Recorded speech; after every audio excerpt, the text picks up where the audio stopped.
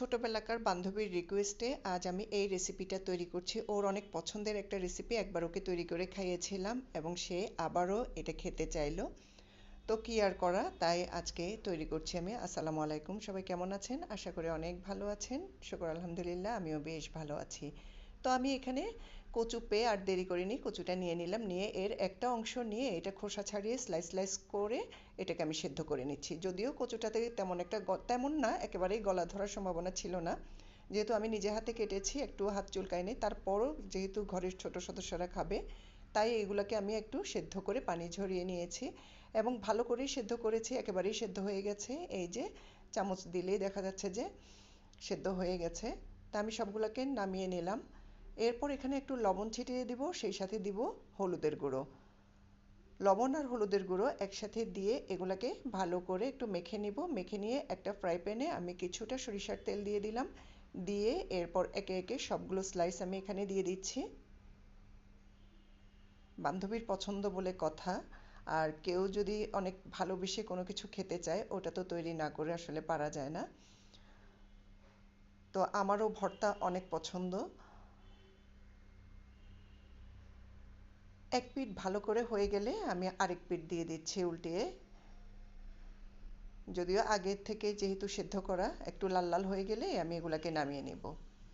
একে একে সবগুলো স্লাইস নামিয়ে এরপর ওই ফ্রাই প্যানে আরেকটু তেল দিয়ে দিব, সরিষার তেল।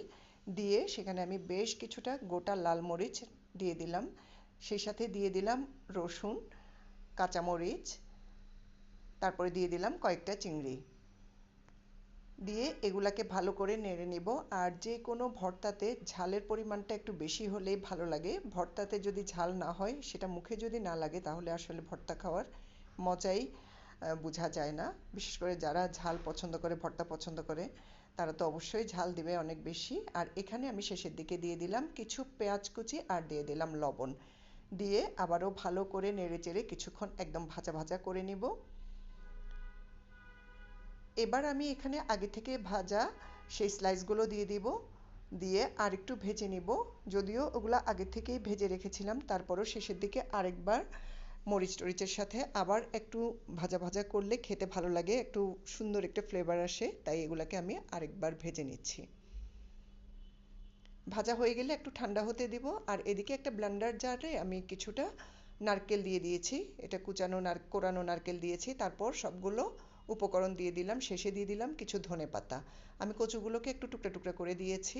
ধনেপাতা দিয়ে এগুলাকে ব্লেন্ড করে এই যে শেষের দিকে আবারও একটু সরিষার তেল দিয়ে দিলাম। সরিষার তেল দিয়ে ভালো করে এগুলাকে মেখে নেব।